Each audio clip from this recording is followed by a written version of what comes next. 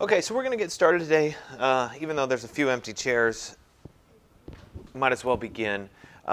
Today we're going to talk about architectural diagrams, and then we'll move into some other advanced techniques in Illustrator, including live paints and brushes and those kinds of things. So we'll go through that. I think diagramming is something that's absolutely critical that you learn to do. And this particular lecture is going to be geared toward the architecture students because it's something you guys have to do all the time. That being said, I don't think it's something that those of you that are in industrial design can just dismiss and say, oh, it's not important. The concepts are the same. You still have to be able to get ideas out quickly and understand what the major components of something are when you're doing your design. So I apologize for those of you in industrial design because this is focused on the architecture side, though recognizing my background's in architecture, it makes sense for me to give this lecture around architecture rather than industrial design. So what fundamentally is a diagram in the first place? A diagram is your major idea. It's the big thing that you want to come across. I think the easiest way of explaining it is it's kind of like a one-liner joke where there's just, there it is. Boom. This is everything I have to do. And so you're trying to distill down that major idea into a really simple way to understand. So you come up with this great idea. How do you explain that simply and easily through the form of a diagram? It should be clear and it should be easy to understand. And that's the big thing. I think all too often when people are doing diagrams, they make it too complicated. It really is about that fundamental big idea. So how do you learn to diagram in the first place? Well, it takes a lot of practice. And a sketchbook is a great place to practice. So most of you don't carry sketchbooks anymore. I know that's like the antiquated, I'm old, so I say you should carry a sketchbook. But the truth is that's a lot of how you get your ideas out.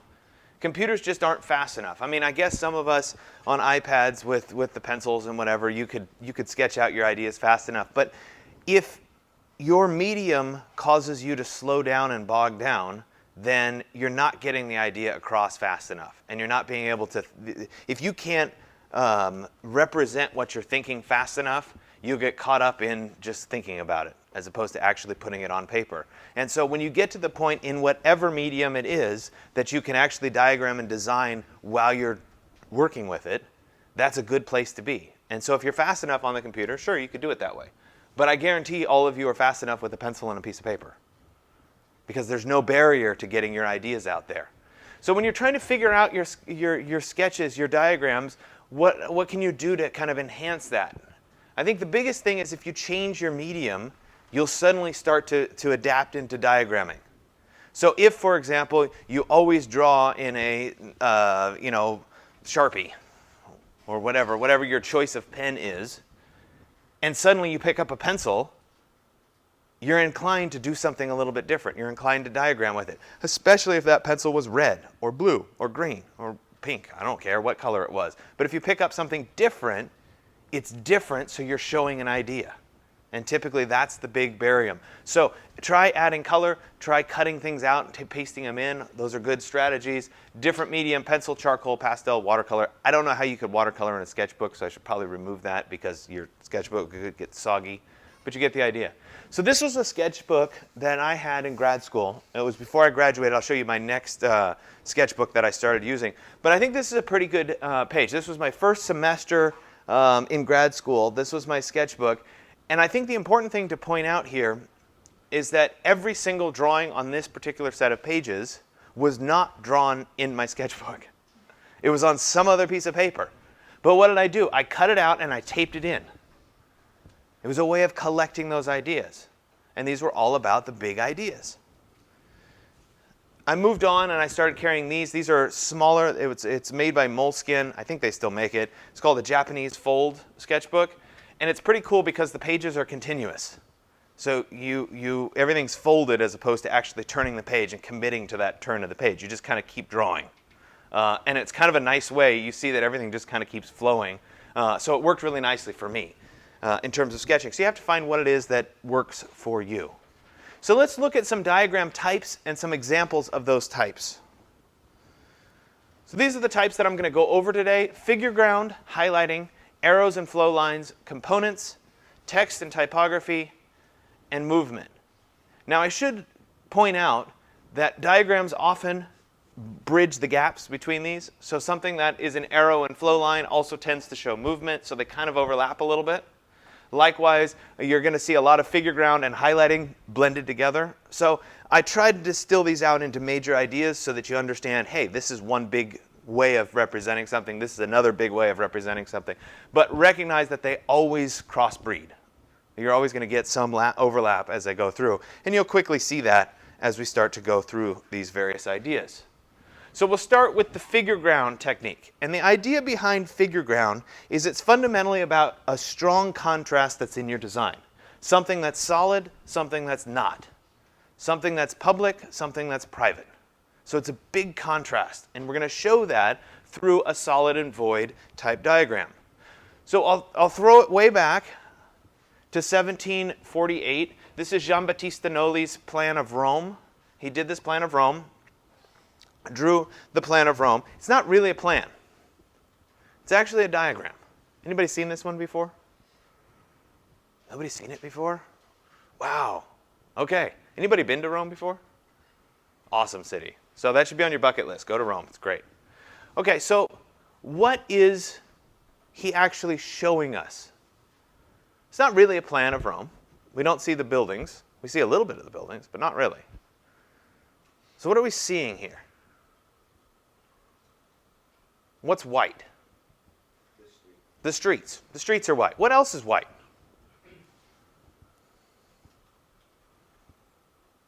Plazas.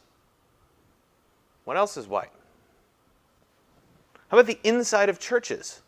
That's white too. Interesting. What's black? Houses, stores, right? What? Darkness. No, not quite. So what he's actually showing us, this is a diagram of Rome that's showing us what is public and what is private. Where can I go and where can I not go? And so we see the whole of Rome in that context. And because the streets are public, it ends up looking like a map or a plan of Rome. But we're also seeing the insides of churches. Those are public. You can walk right into any one of those. So anything that's public is going to be open like that, and it's going to be white. If we zoomed in on the Pantheon, for example, we could see the Pantheon there. You could see that you could go right inside it. You can go to all the little niches and everything. But the surrounding structure, the buildings around it, are all shaded in because you can't access those. Those aren't public. So the same strategy applies today. So that's a long time ago that he had that diagram of Rome. But we use the same thing all the time. So here's an example from a museum. The white spaces are the places you can go to. The blue spaces are the places you can't. And we inherently understand that when we see these types of diagrams. So this is a Rem Koolhaas, one of his projects from way back. I don't think it was ever built. It was a hypothetical project, I believe. This was a library competition. And he was taking this building and he was carving out voids from inside of the building. So he used the same diagrammatic strategy when he started to show what was happening in the building. So these, unlike the plan view, these are in section. But the idea here was that there was a part of the building that housed the library itself, the stacks, the books. And those were dense, and they were shown in black. And then there was these voids that were carved out of those stacks, of that solid mass, that were the places where you go to read, where there's more air. And so those are shown. So we have the solid, which is the stacks, and the open areas, which are shown in white. So he's using the same strategy here to denote a strong contrast. The dense books versus the open space where we can do our reading. Here's a bunch of the plans. Same diagrammatic strategy, section, and then flip to plan. Same solid and void setup. This is out of a book called The Endless City. Kind of the same idea here. And again, this kind of bridges into color coding. So we can do a little bit of a hybrid here. But they've broken down components of cities. And then they do some fun stuff where they reorganize the cities based on all the little blocks. Which is kind of fun to see. It's just a different way of looking at it. So we'll move on to the next diagrammatic technique. This one is called highlighting. And the key here is that we're highlighting something that's different within the design framework. We're accenting something specific. We're trying to draw your attention into something. Look at this. Don't look at the other stuff. Look at this. It can be done in model as well as doing it in drawing. So we're talking a lot about drawing, but it doesn't mean you couldn't have a diagrammatic model. Sometimes modeling is a really effective way of getting ideas across. Sometimes people just add color, and it's essentially color coding. This is this. Draw your attention to this particular thing. So here we have an example with the old building in yellow. New building is in white, but we've got 3 different floors. There is something happening on those upper 2 floors. They're in red. They draw my attention. I don't know what this building is. I don't know what's shown there, but I can tell that that's important just because of the diagram. Another example here of a building with different pieces within the building. And so we see the same drawing, same kind of axonometric 3D drawing, and then certain pieces of the building are highlighted, and they're telling us, oh, these yellow areas are amenities. The orange areas are business support areas. So in the portfolio lecture, I showed you a bunch of examples from Alex Holgraff, his visualizing architecture. Here's some more examples of his that I think help to kind of illustrate the idea behind a diagram. So in this particular example, he's split his building so that there's this natural cavity between the 2 buildings. And he's showing us that that ties to 2 different things on the horizon, one of which is the grain elevator, the other one is the water tower. And then he's given us the plan view with the circle and the arrow. And then he's showing us the same thing in our section view with the same color arrow tying the 2 together. So we see that this view is about the grain towers, this view is about the water tower. Same kind of color fabric here. He's highlighting the views from this building in these kind of blue gradient swatches. And so each one of those relates to, in plan view, down here to the perspective view. So in this particular example right here, see if we can draw on it. There we go. We see the view coming out this way. That represents this view down here looking that direction. Same thing where we've got the view there is looking right here off in that direction. So there's a correlation between the plan and the section view. This was a student project showing kind of basic conceptual plan of a particular building. I think this one is a great example of color coding. It's also a great example of a unicorn throwing up all over a particular drawing. There's too much color. So in this particular example, they decided to color code everything. So we have the full spectrum of the rainbow. And so you don't really get drawn to something specific. You get overwhelmed by that. You could simplify this and say, oh, I want to talk about the theater. Strip away all the color and just have the theater highlighted. Then do another little drawing. Strip away all the color and show the Civic Plaza underneath. But somehow when you combine it together, it's just too much. It's too overpowering. But it is a very good example of color coding or highlighting particular regions. So know when to edit and when to simplify. And in this case, I think some simplification would be good. Sorry to whoever actually did that one. So here we've got a plan. We've got red areas and we've got blue areas. I'm not sure I could tell you. I could speculate on what a red area would be and what a blue area would be, but I know there's a contrast between them. I know I'm supposed to look at one versus the other. Another example here using the same colors. This one I know a little bit more about it. It was a project done on a river. The blue obviously is representative of the river.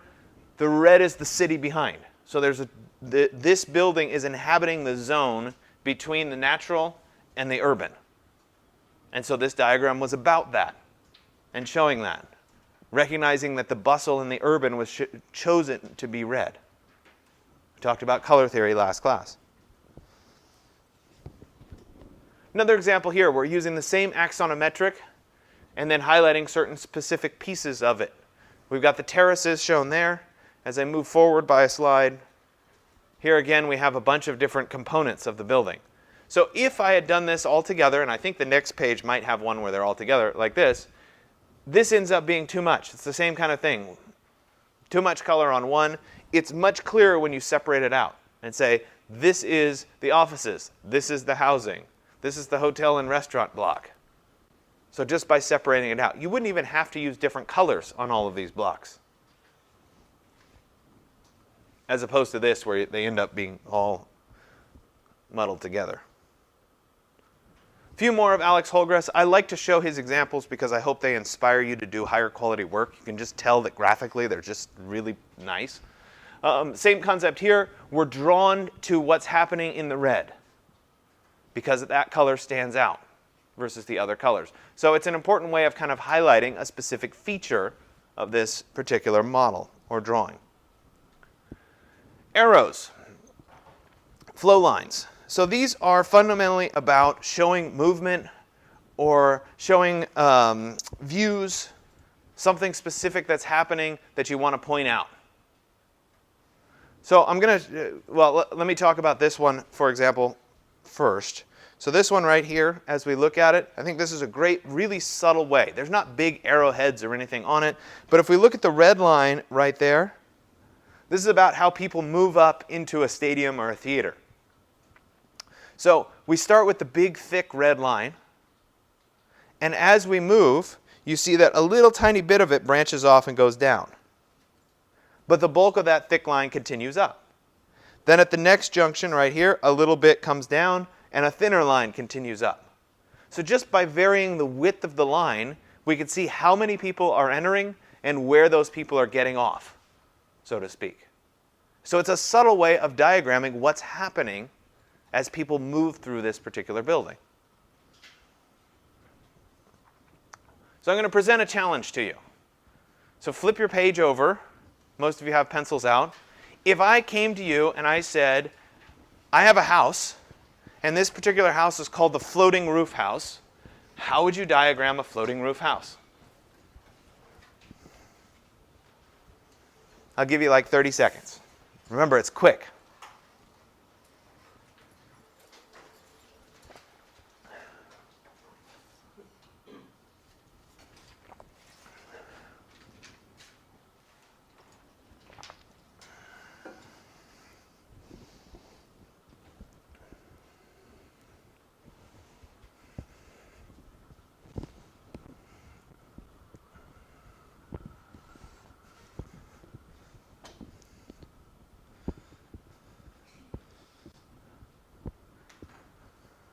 That's good. You guys are all getting the idea. Okay, I'm seeing lots of like this. Oops. Oh, come on. Really?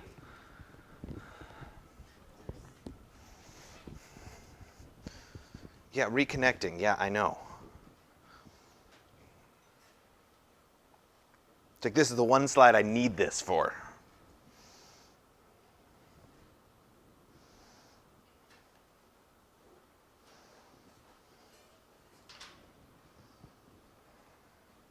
Yeah, desktop issue. Yeah, I know.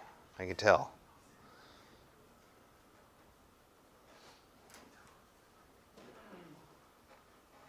It's killing me. All right, well, so much for that, right? The point was that most of you had the idea of a floating roof house. So let's look at what Takaharu's drawing and diagram actually was for this particular house. Same concept as what you were talking about. So we got a little more context. We've got the whole side, the kind of a section of the hillside, and we have the roof there, and we've got one simple arrow that goes through it. The idea that the hillside flows through this particular house. Now this is actually a real project. This is one of the more technical drawings of it. It's beautiful sectional perspective here, looking through that building. The idea that the roof floats and the hillside can flow through the house. Let's look at it in practice. Obviously, there has to be some structure. You can't levitate the roof. But at the same time, this feels very much like the hillside flows right through the house. And that was their major design concept. Another view of it. I don't want to know how much those sliding doors cost. So another example here, where we've got these little view pods that are in red, and then we've got lines coming out from those pods, showing there's a connection, there's a view, there's something happening out there. And so it's a simple flow line telling us that particular piece of information. In this particular example, we have the red lines that run diagonal across the drawing here. They're connecting certain things across a particular plaza. I'm not sure what they are, but we get the idea behind it. This particular project was about a raised stage that was looking out over the crowds, so to speak. And so we're showing that stage as the central location with the arrows fanning out from it. I think the arrows are a little bit heavy-handed in this particular diagram, but that's a personal preference. So this is again about showing something that's happening in the particular building. In this case, it had to do with heat and cooling this particular building. And so we're showing air flowing through the building. I have slight issues with this drawing. Technically speaking, the air should come here and should curl up and go out that way because of the stack cooling effect. Warm air rises. So unless you had a really strong wind that was blowing through the building in that context, you wouldn't get the arrows looking like that. They'd curl up instead. So it's just a little bit different, but the concept is still here. And they're showing that. Components. So this is where we try to isolate certain building components. We break it apart. Sometimes it's called the exploded axonometric. The idea that we're pulling maybe the facade off and the roof up and we're seeing what's happening inside. We can use that to our advantage in this same context. So here's an example. I think it's a beautiful rendering to begin with, but it is fundamentally a diagram. It's not the building itself because that whole superstructure, the skin of the building, isn't floating up there.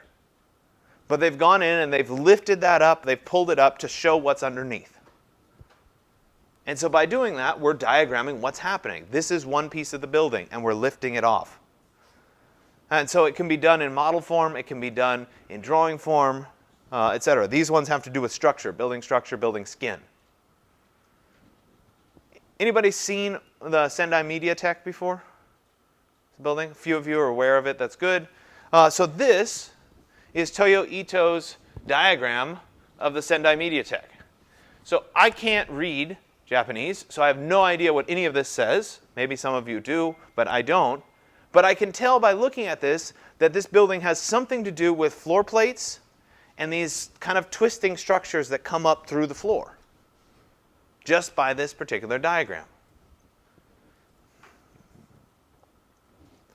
He also did a series of the solid void, the Noli Plan of Rome style, the figure ground. These are all the plans, diagrams, showing where the media is stored versus where the public space is. So same concept. So remember, we're bridging gaps. We're showing lots of different ways of diagramming something. Here's another simplified diagram of this particular building. We've got the floor plates. We've got a skin that's applied on the front. And we've got some kind of tubes that go through the building itself. A little bit more technical information here about the deformation and the kind of more the structure of how these tubes work. And then we get to what's happening in the building itself, the actual built building. So all of these tubes that puncture through all the floors provide the building's services. So we have elevators, we have stairwells, we have water pipes, sprinkler pipes. All of those services are going through these wells that puncture through each floor. They also serve as the primary structure for the building. They're what hold up floor plate to floor plate. So we can see in this example here, right, we have the exit stairs that are going up. In this example here, we've got the elevator shaft that goes up. In this example here, you can see some of the building's plumbing going right up through there. So they provide the service for this particular building. And as we look at it at night, we see the strong floor plates with these twisting structures going through them.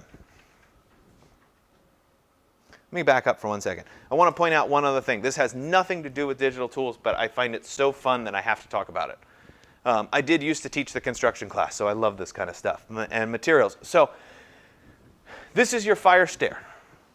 So let's say you're up on the 3rd or 4th floor of this building, and there's a big fire on the 2nd floor. You have to be able to get into that fire stair from your floor. You have to be able to go down past the fire. Now let's assume that there's that raging fire on the 2nd floor, and you have to go down past that fire. Would you be a little nervous in a glass tube to go past the floor with all the fire on it? No? Really? I would be. So we have to solve a couple things. One, that glass needs to be some kind of a fire-rated glass so that you can actually not burn yourself or that the glass wouldn't melt in that raging fire. So you have to solve that problem. But you also have to solve the problem of there's a glass wall between me and the raging fire. Am I going to be okay? Can I actually physically get down through this? So there's a two-part problem. So this is where material science becomes a really interesting factor in the world of design. So Toyo Ito went to his engineers and he said, okay, we have to figure out this problem. How are we going to solve this? So the first thing is, this glass is special glass. It's not traditional fiberglass. Traditional fiberglass has a wire mesh that's molded inside. You see this sometimes in like doors that have windows cut in them. You see that little grid pattern. That's traditional fiberglass. It adds the strength to the window so that you can have a fire on the other side. In this case, they didn't want the mesh. It's ugly. They wanted to keep it clean. So this is actually a sandwich of glass. There's a glass layer on the outside, and then there's a special gel. It's called an intumescent gel that's on the inside of the glass, and then there's another piece of glass. And so this intumescent gel is a fire-resistant, heat-resistant gel that's clear that could allow you, as you're walking down past that fire, to walk over and put your hand on the glass and not burn. It's a really cool product. Furthermore, the makers of that have a choice. When it's exposed to heat, it can remain transparent or it can turn opaque. And so in this case, they chose to make it turn opaque. So not only can you touch the glass, but it also solves the visual problem of seeing the raging fire outside. Really cool use of technology to solve a problem. That had nothing to do with architectural diagrams, but I had to talk about it because it's so cool. So if you're interested in that product, you can actually do a Google search or a YouTube search for intumescent paint. They make the same stuff in a paint, and you could like paint it on a piece of plywood, and the piece of plywood wouldn't burn when it's exposed to flame. It's a really cool product. Anyway, side note, not relevant, but I had to talk about it. So another example here, we've got the building itself, pulled apart, various pieces of it. You've got the core tower, you've got the front set, or whatever the skin is, and all those pieces are pulled apart. This one, we've got kind of the skin of the building, but we can see whatever these jewels are that are inside, and we're emphasizing those because of the color. A diagrid, structural diagrid. Heating and cooling effect. Pantheon. Anybody, one of you had been to Rome before. Did you go to the Pantheon? Awesome building, right? So this is another one of your bucket list things. It's like when I tell you you have to go to Machu Picchu. Same kind of thing. You have to go to Rome, and just do me a favor. Just go sit there for a while. Like, you just need to kind of soak this in. It's not of a scale that you can understand living in the state of California. You just don't get it until you go out there. So it's worth sitting there. In my opinion, it's one of the best buildings of all time. Really worth going there. So the Pantheon is exactly 150 feet in diameter. It's also exactly 150 feet tall. So if you had a ball or a sphere that was 150 feet in diameter, it would fit perfectly inside that space. And so that's what this diagram is showing us. We see that perfect circle inside this particular space. By the way, interesting side fact, this was the largest dome, largest spanning dome from when it was built in 113 AD until 1946. Almost 2,000 years, it was the largest dome built. Pretty cool. Just some perspective on it, if you haven't actually been there before, to get an idea. It's not the most impressive building from the outside. It's the inside that counts in this particular context. And there we are. So look at how small these people are in relation to this. Pay attention to the tops of these columns. Let me flip back to that drawing for a second. That's only right here. So the people are little itty bitty people. That's what I'm talking about. It's so big. And until you go there, you can't understand that.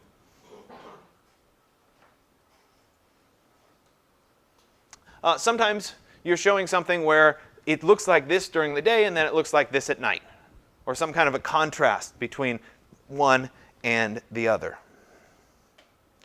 Typography or fonts. This is using text or typography to show what's happening in a particular portion of the building. It's a different diagrammatic technique, but it can be a very effective one. So right here, this is again an Alex Holgraf drawing. We see the graphic quality there. but he's emphasizing what's happening in a particular section of the building by the text. So classroom bridge, lobby, locker room, north entry, south entry. And so we see that just by big, nice text. Typography is absolutely essential here, picking the right font, having it look right, etc. But it's a great way of kind of showing what's happening in a particular drawing. Same thing here. What's the stage? What's the fly? Etc. Not quite sure how that forms a building, but we'll go there. This was a library. I think it might have been a library in Washington. I don't remember off the top of my head. But it's the same concept here, where you've got what's happening in a given space diagrammed by the text that is in that particular space.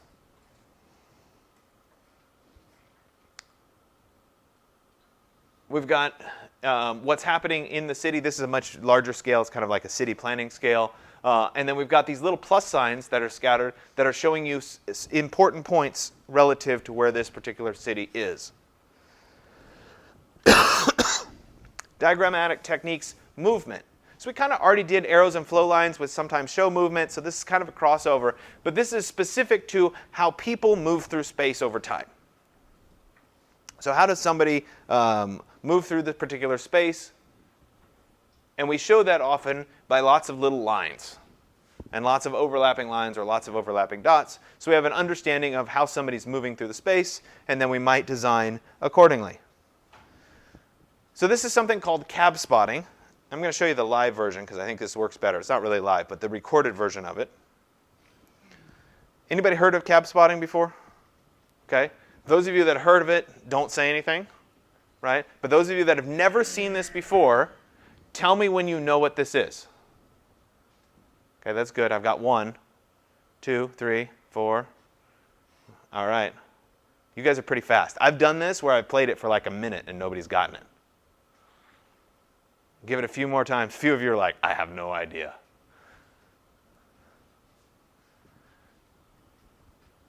Manny, you were first. What is it? I feel like it's the flow where people go and where they all like entrances to the lobby and stuff like that. Okay, you think it's more entrances in the lobby. Anybody else? Yeah. I think it's the flow of traffic. Flow of traffic where? They're all being in the city. Define the city. What city? What city? It's the flow of traffic in San Francisco. Bingo. This is the city of San Francisco. And so as this plays over time, over the course of a day, we're seeing where the traffic is flowing. And by doing that, we're seeing where the streets are in San Francisco. So this isn't really a map of San Francisco. It's a diagram of San Francisco. It's a diagram of how, in this case, taxi cabs move through the city of San Francisco.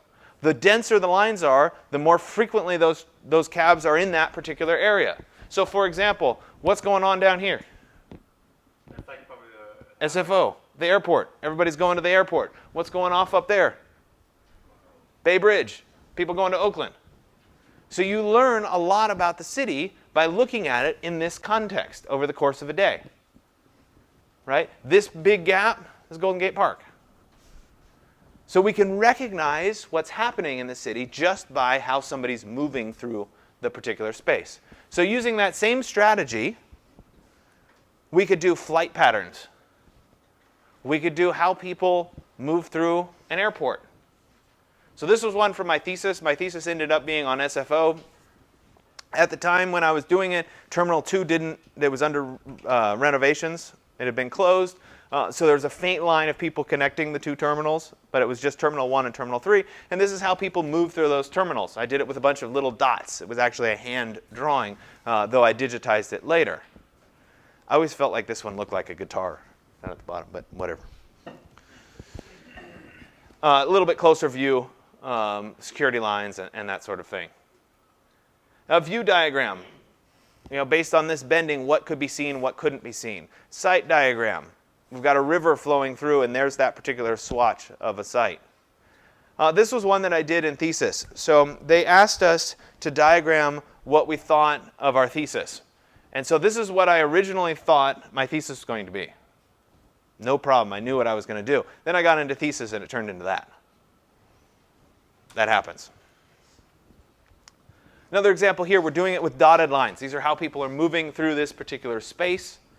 And then in this context, they responded to that. And they carved out the space because of how people were moving through it. This is a series of examples of how, not in this case people, but things like the sun are moving around the building. This one here is kind of like the catch-all. And I think it would be a really interesting drawing. The sectional drawing it would be really interesting, except for the absolute corniness of the sun. Like, it is so screams clip art. Don't do that.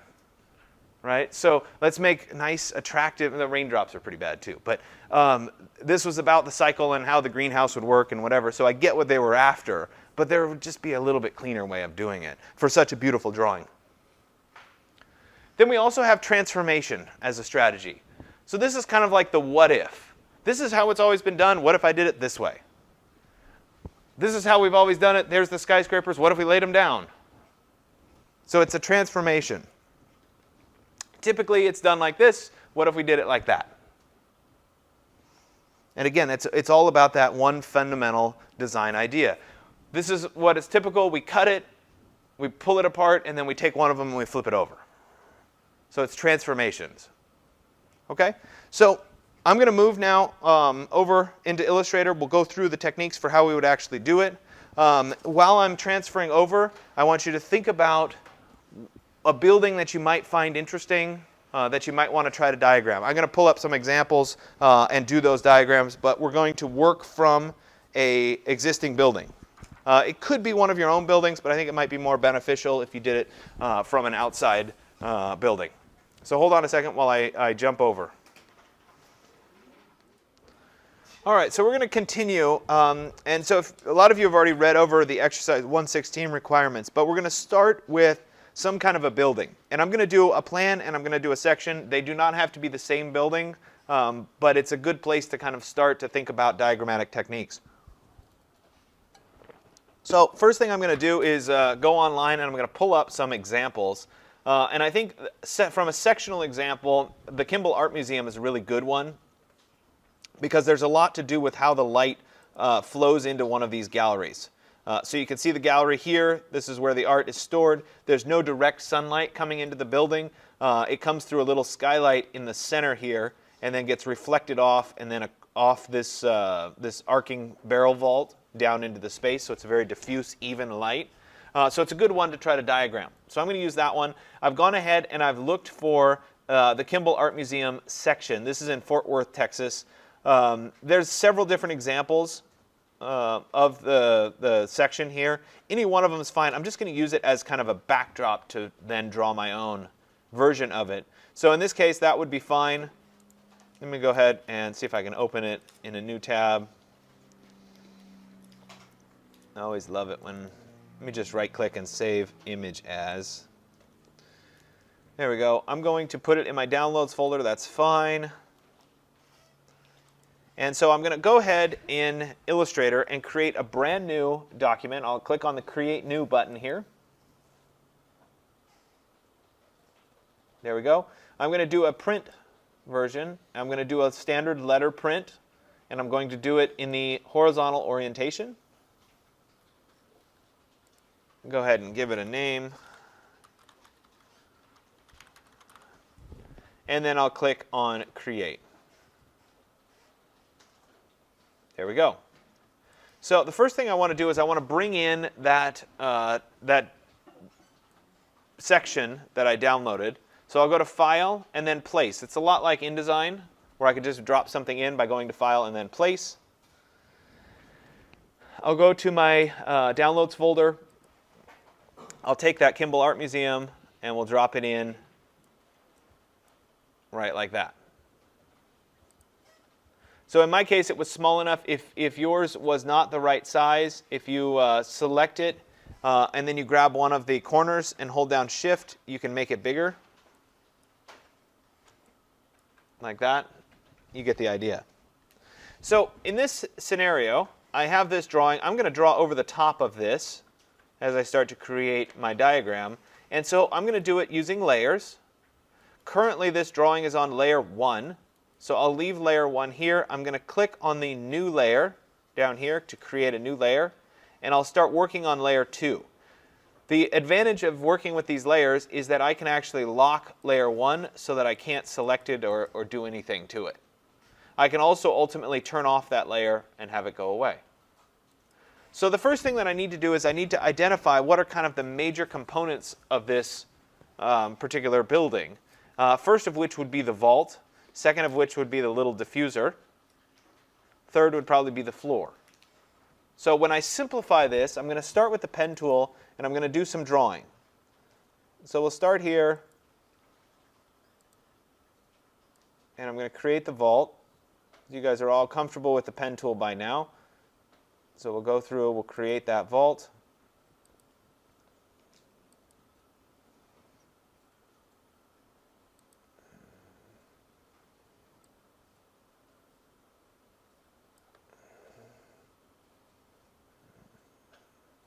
I'm going to go ahead and go to right there. I'm going to come back and edit that one in a second.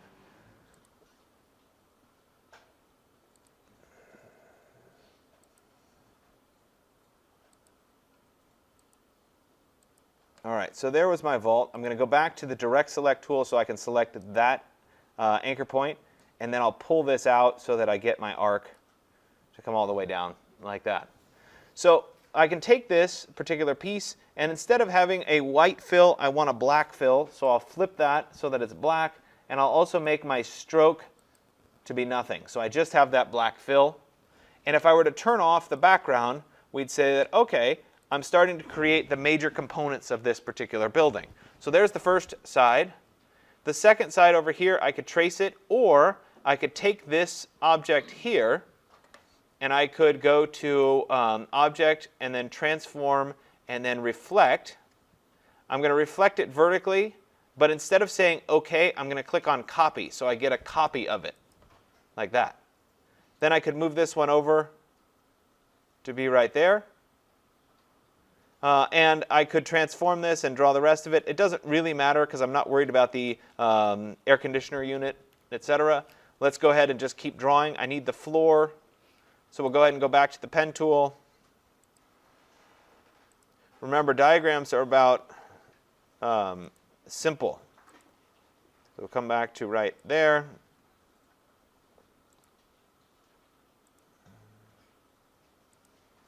And we'll fill this in.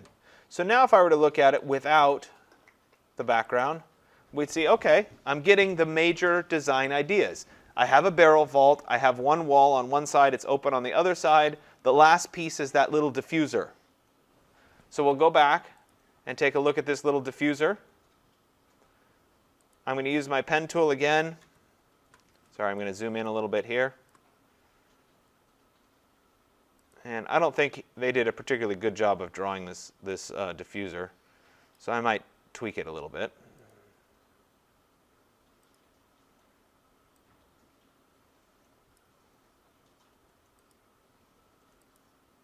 All right, something like that.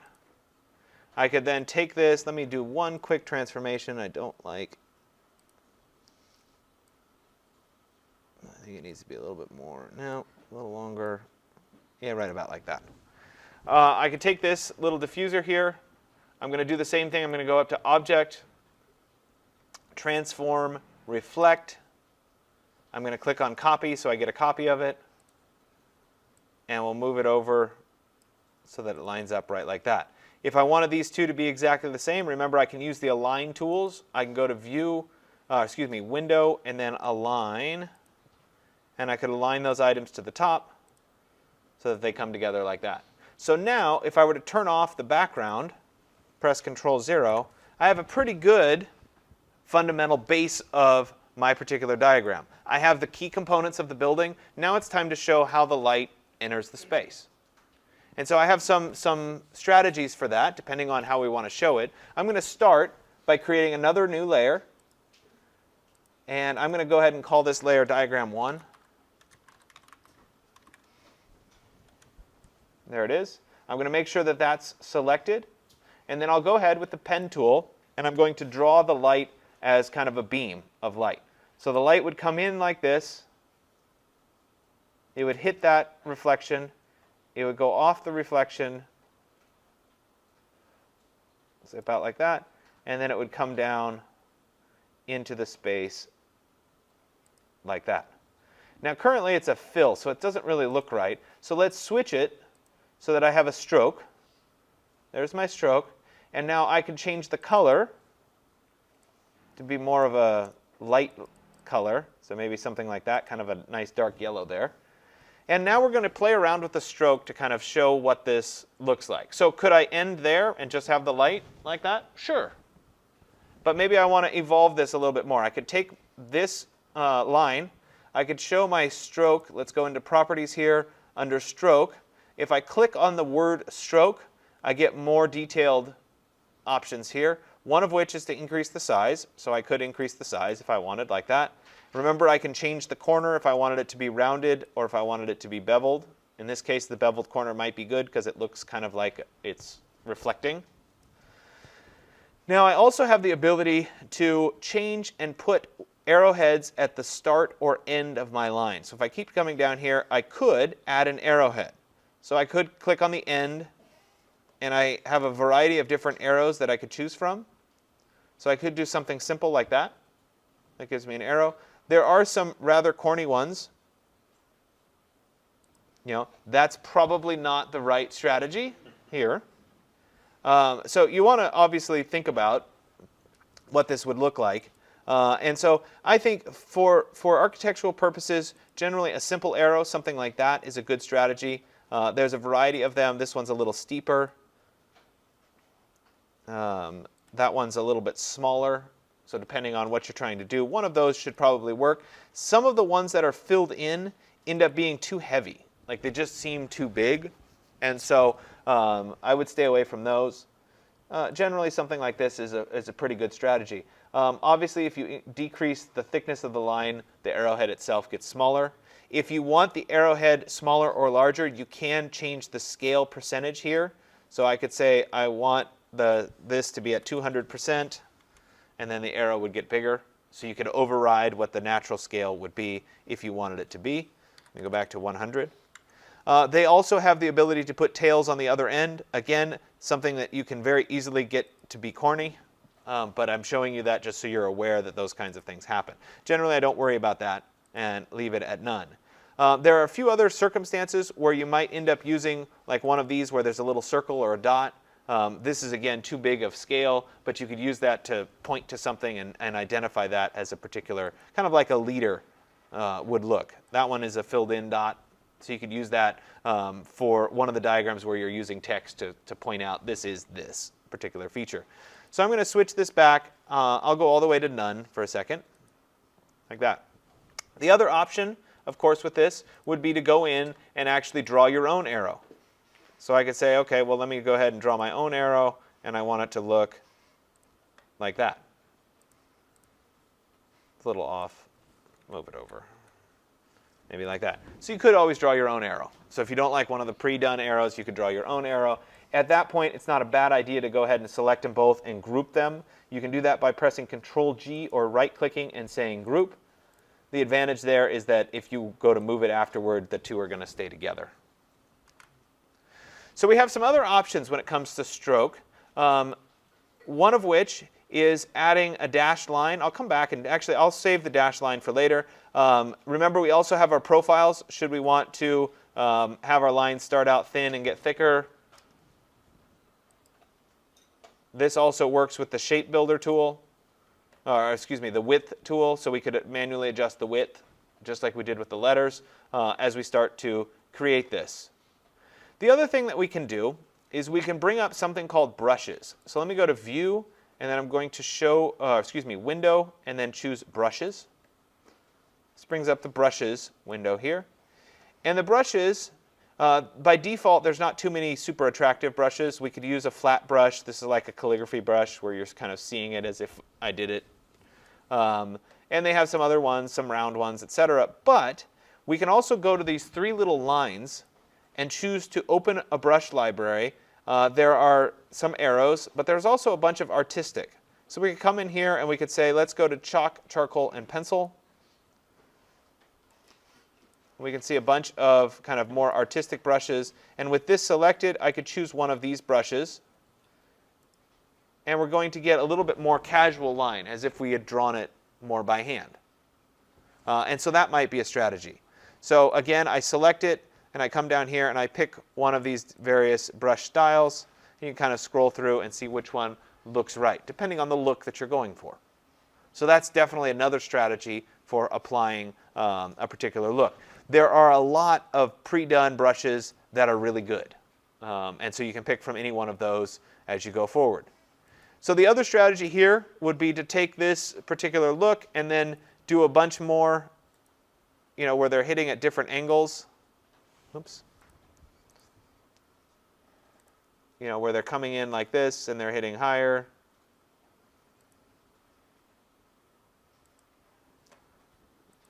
In that case, I might use the eyedropper tool to copy the settings from this one line. And then I could go in and I could apply my same brush. And so you can see a series of these lines kind of showing how they would all go together. Sometimes that's a good strategy.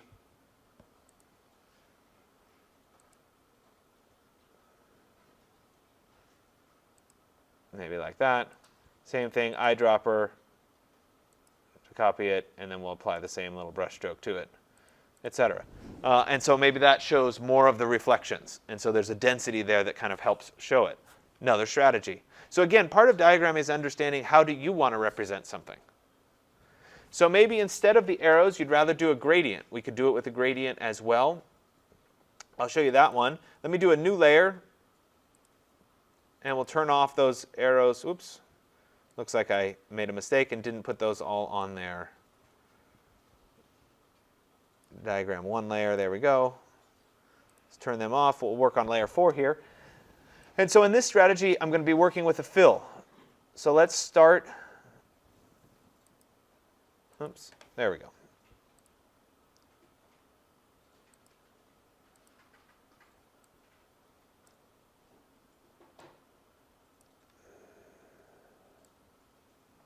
Maybe about like that.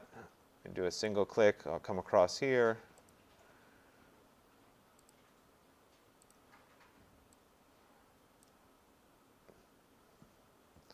So essentially what I'm doing right now is I'm going through and creating a shape that I can then fill. So there's the shape. If I flip my colors, now it's filled in with kind of that yellow color. But I want that to be a gradient. So to do that, I'm going to bring up the gradient tools. So let me go ahead and go into my window, and then I'll choose gradient. There it is. And with the gradient tools here, I'm going to choose to make a linear gradient. And let's see, whoops, I don't want it on my stroke, I want it on my fill. So let's take my stroke and turn it transparent. Let's switch to my fill color, and then we'll go ahead and create the linear gradient. I want the black here to be the yellow. So let me go ahead and pick a yellow. There we go. The other option would be to use the eyedropper to be able to pick the color if I still have the color up there, etc. So I have yellow. This white point, instead of being white, I actually want it to be transparent. So I'm going to go down to a 0% opacity at that point. So I'm going from yellow to transparent as opposed to yellow to white.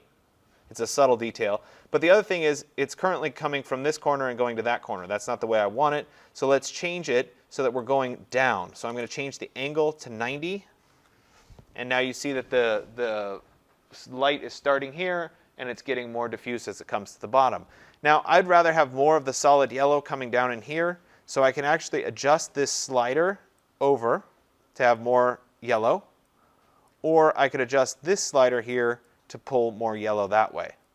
Basically causing the transparency to occur in the last little bit as opposed to all of it. So as I pull that over like that, that may be the right strategy. I can then step back and take a look at, okay, so the light's coming in and it's diffusing off of those diffusers. So it's a very different strategy from this one, but they're both viable ways of showing how this works. Okay, so different strategies showing essentially the same thing. So let me do another example. We're going to switch into plan view. And I've previously done the Kimball Art Museum as a plan view, but I'm going to switch and I'm going to do a Rick Joy. I mentioned him a while back, and I figured I'd bring him up again.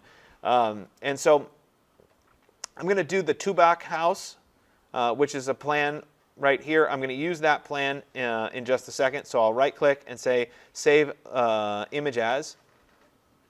And we'll put it here in the same Downloads folder. And just for reference, let me pull up the Tubach house just so you can kind of get a sense for what's happening. You guys can, of course, look it up. It's in the desert. Right, and it's kind of carved into the slope. There you go, for a little bit of a night view. This is the part that I'm really concerned with. It's how you enter the house. You kind of step down into this where it's really pinching you down to a point, and then the whole site opens up. It's a really nice way of entering the particular building. But anyway, you guys can scroll through these to get a little bit more context of what the house would look like. If you just Google Tubach house, you'll find it. So I'm going to go ahead and go back to Illustrator. I'm going to create a new document. So I'll go to File and then New. We're going to do the same thing, Letter, Landscape Orientation. And I'll go ahead and click on Create. There it is. First thing I'll do is I'll go to File and then Place, and I'll bring in that plan view. There it is. I might need to make it a little bit larger. Not like that. Did that stay in proportion? Got to make sure I hold down Shift as I change the proportions there. So now in this context, it might be useful, instead of actually drawing over everything, which I could, of course, do, it might be useful to use this as the background, but to change the opacity of this particular file. So I might take this and bring up my transparency window. So let me go into Window and then Transparency. And I might change the opacity so that it's a little bit more faded long term. So I don't get as much detail. I just have a little bit of background, and then I can emphasize certain pieces. So it's just a different strategy. So there it is. Remember, of course, this is a black and white image. I could switch my blending mode to multiply to make the white transparent, which might be useful long term depending on what you're underlaying behind it. So in this context, I'm going to go ahead and create a new layer. So this would be my first diagram. Oops. All right, I'll make that the active layer. I will lock layer 1. And so this one is going to be about how people travel. So they come into this space, they walk down the stairs to this little pinch point, and then they move out from there. So I have to imagine that I'm at this particular house, and I want to think about how somebody moves. So I'll start with my line, and we'll start here, and we'll come in, and we'll come down the stairs, and then what happens at this point? Well, some people, they were bringing their groceries home, so they come over here, and they go into the kitchen.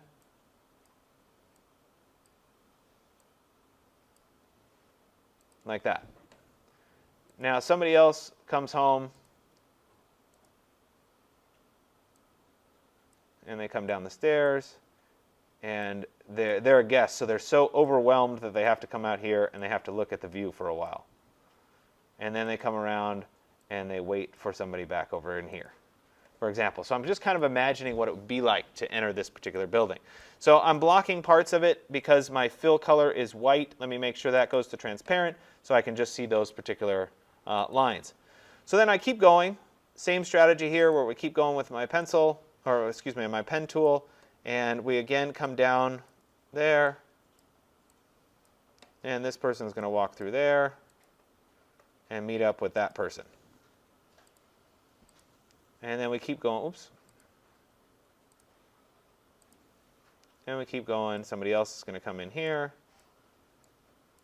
And this person also has some groceries, so they'll come in there.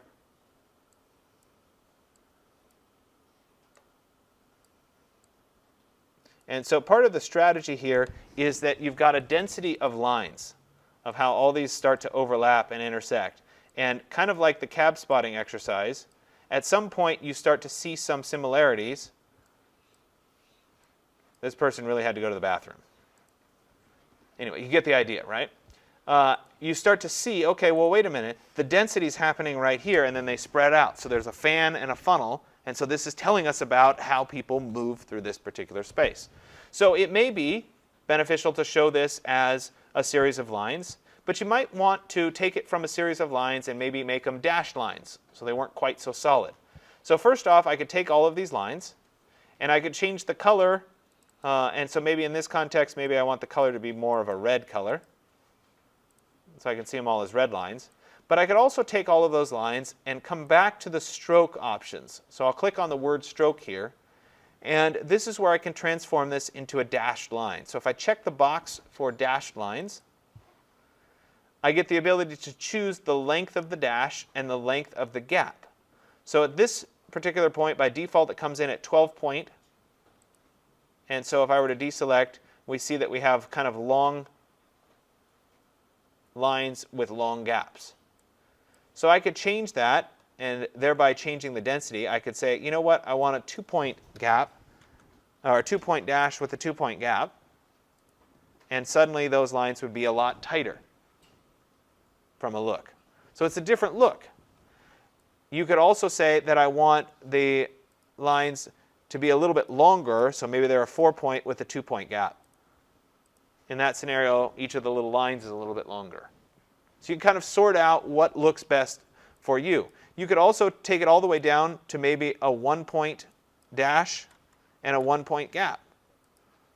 In this scenario, they're almost little tiny squares that go through.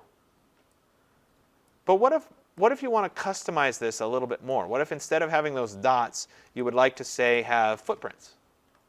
Well, we can do that. So the first thing I need to do is I need to draw my feet, my footprints. So I'm not going to draw them in bare feet. I'll draw shoes. So let me come over here.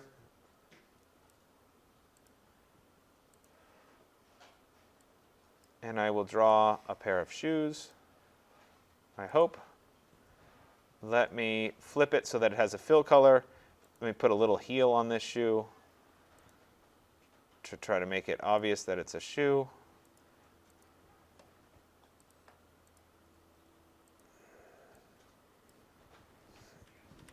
Sorry, I have to zoom in a little bit. Might need to make a few modifications. That corner, I accidentally didn't make it a smooth corner. There we go.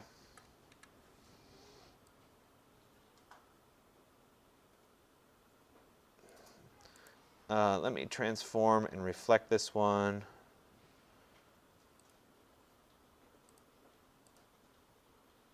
I just think it looks better that way. Maybe about like that. It's kind of an ugly shoe, really. But anyway, you guys get the idea here. I group those. I'm going to splay it out just a little bit. I'll take this shoe. I'm going to copy it. Sorry, let me select it, edit, copy, edit, paste.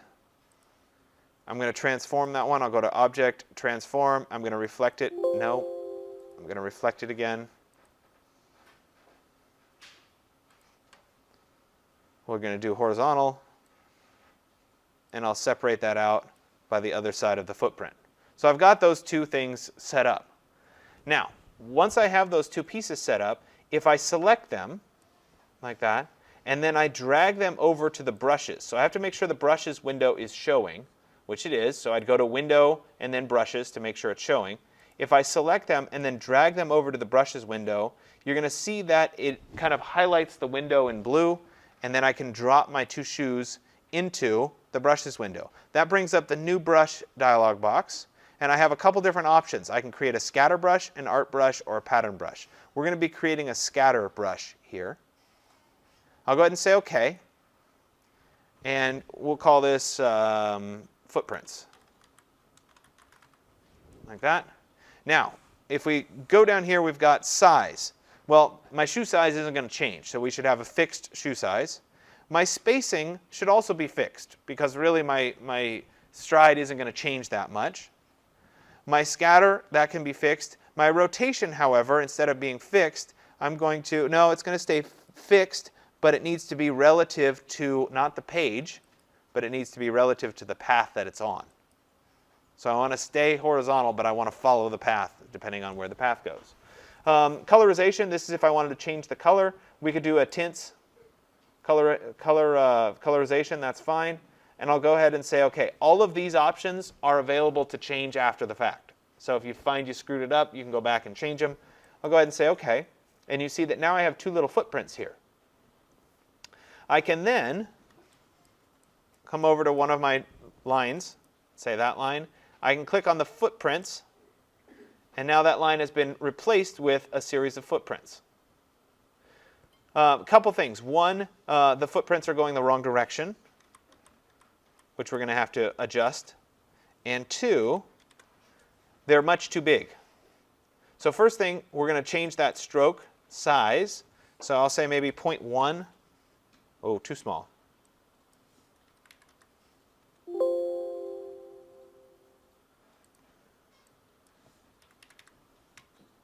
There we go. Maybe that's about right, etc. Now I need to flip the direction of this path, and I'm forgetting how I do that.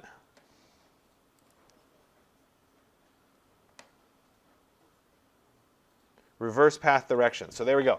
Object, path, reverse path direction. There it is. Now the feet are going the right direction. So I can use those feet for all of these. So I can once again use the footprints. We're going to change the size to 0.25. And then I'm going to take all of them except for that one. And I'm going to reverse the path direction. So I'm going to go to Object, Path, and then Reverse Path Direction. There we go. They're all going in the right direction.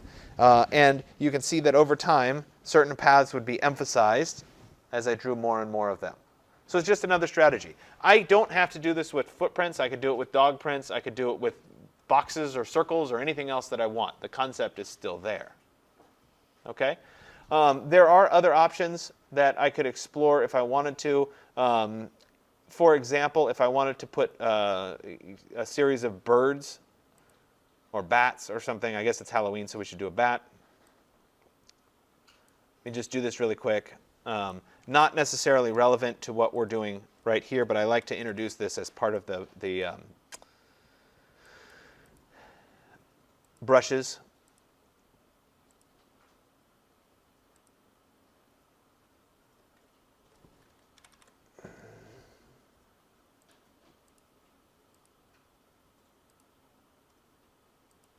I'm going to do this as a bit of a cartoonish bat because I don't want to spend all day doing this.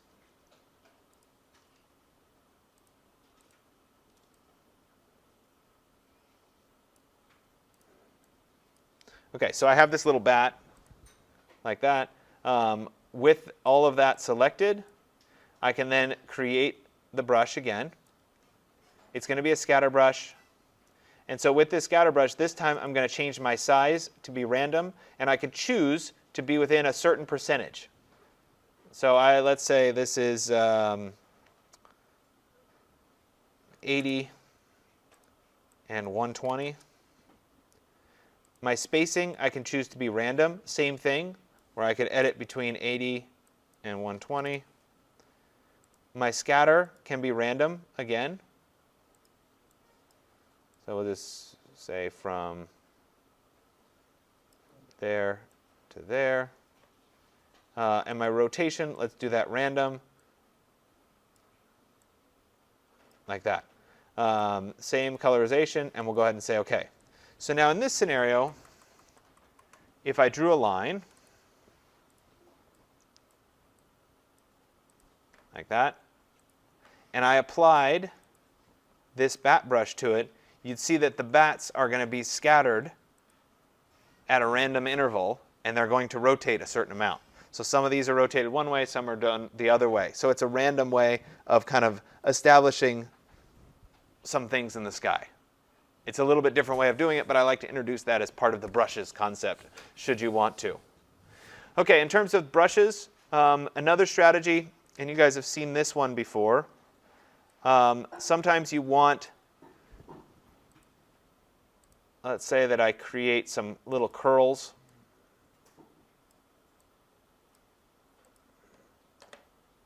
kind of like a set of vines. Oops.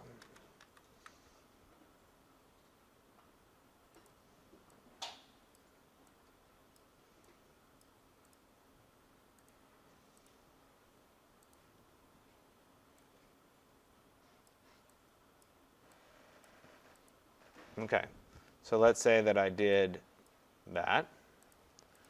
I could take this line, and again, I can drag it over here, but this time I'm going to do an art brush. And what an art brush does is it takes your pattern and then stretches it along the line. So I go ahead and say, okay, I have the art brush, tells me the direction. We'll do it tints. The same thing here, all of that, the defaults are fine. I'll go ahead and say, okay. And now, if I were to draw a line that was curving, say like that, and I took this line and I applied that to it, this shape would curve along that line. In this particular example, it might not be the most attractive, but you guys get the idea. So that's an art brush instead of a scouter brush. And so I wanted to make sure that I showed you that. Okay, so let me go ahead and let me turn all of those off, and I'm going to create another drawing here. And so let's say that I wanted to kind of color code this particular drawing or highlight some regions of this drawing. This is going to involve something called a live paint. So what I need to do to create the live paint is I first need some lines to kind of define what I want to paint in. This will be relevant for your Charlie Harper potentially too. And so I'll start by creating some of the main lines in this particular drawing. Now the good news about this is I don't need to see these lines long term. I can just go ahead and start drawing them. And I don't have to be super precise. They can overlap. In fact, it's even better if they overlap. So I can kind of just trace over these.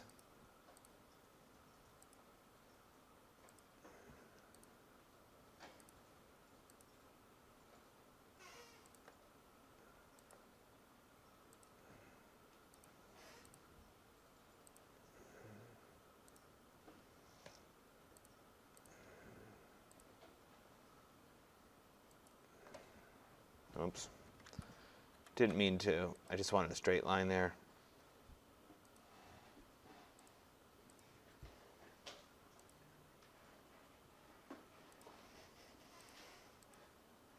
Sorry, bear with me.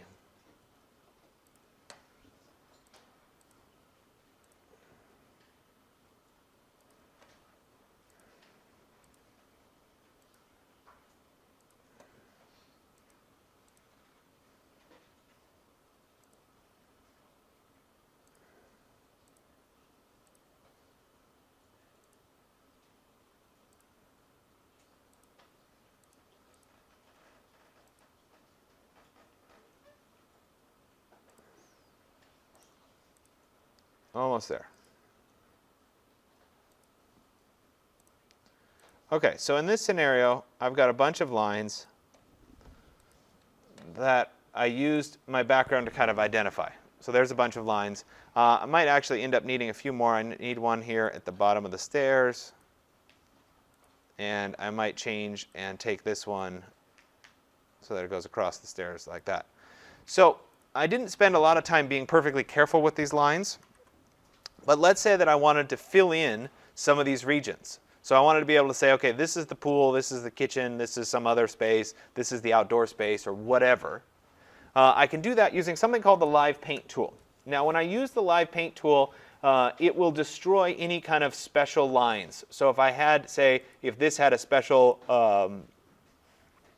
brush applied to it, when I do the live paint, it's going to get rid of the brushes. So it's always a good strategy to make a copy of your layer before you do the live paint. So I'll take layer 3, I'll click the little fly out next to it, I'll say duplicate layer 3, and I will then rename layer 3 to be live paint. And if you're going to do multiples, sometimes you number them. Live paint 1. I'll turn everything off except for live paint 1.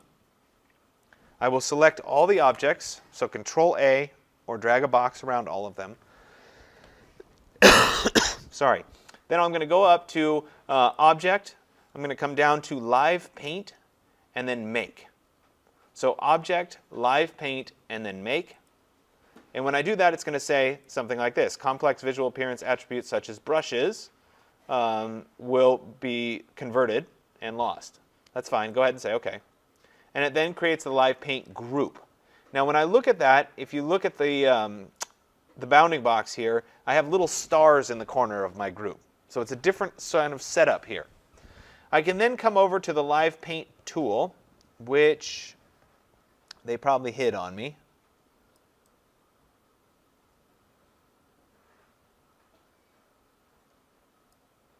Why am I not seeing it?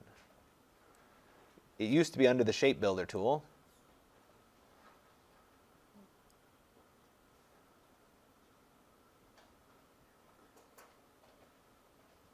Where did they hide it?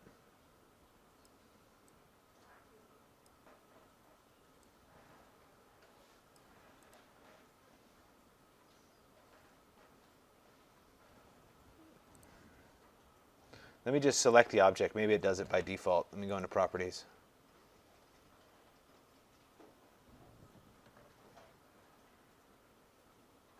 Huh.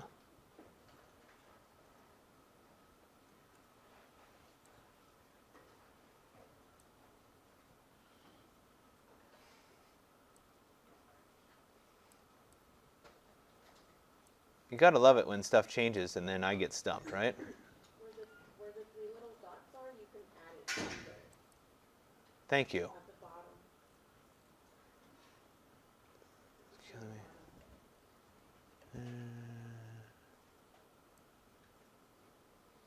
Live paint bucket. There we go. Can I drag it in here? Wow. Okay. Thank you for that. So I'm shocked that it's not there by default. Okay. So I was able to add it by clicking these three little dots and then choosing Live Paint Bucket and dropping it over here. I apologize for that and not knowing that. But anyway, with the Live Paint Bucket tool selected, I can then come over, and if I did it correctly, it will kind of highlight the various regions such that I could fill in those regions. And so I could say, okay, let me change my fill color to be pink, and then I could say, okay, I want, oh, come on.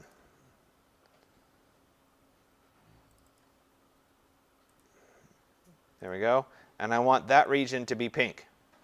And then I want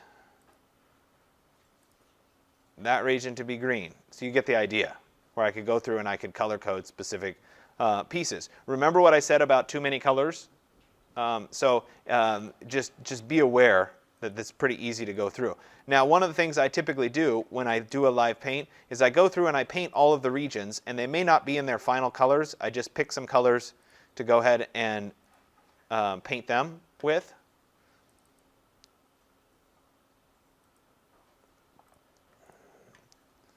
And then I'll change them after the fact. So let's get down here to a red.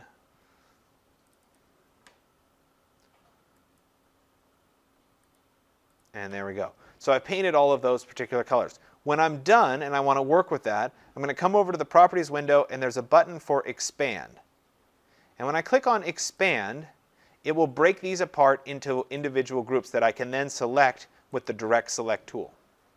So I can click on these individual groups. I could select these colors. I could move them up onto their own layer, which would leave me just the colored regions, not the lines themselves. I could take all of these colored regions and I could change their opacity. So I could go back to Properties. I could change their opacity to be like, let's say 30%, so they just had a little bit of color to them. I could come back and I could turn on my original layer, and you can start to see where that would end up being the color code strategy. Okay?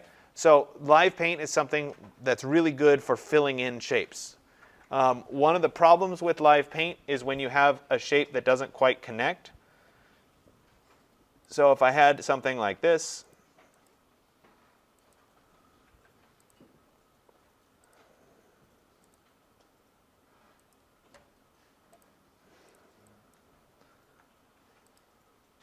so I have this, I select them, I say Object, Live Paint, Make, and then I go to my Live Paint tool and I go to Paint, and it's going to say, wait a minute, I can't do that because these two overlap. There's a gap, and so the paint would leak out through that gap.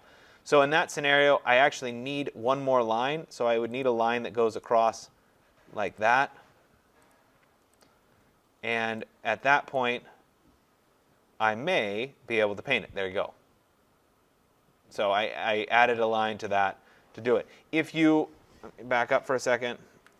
If you drew another line that was completely separate, that crossed them like that, and you went back to the live paint, even if you selected them all and you went to live paint, it probably still wouldn't let you do it because you actually need to merge that new object into the live paint group. You can do that by going to Object, Live Paint, and then Merge.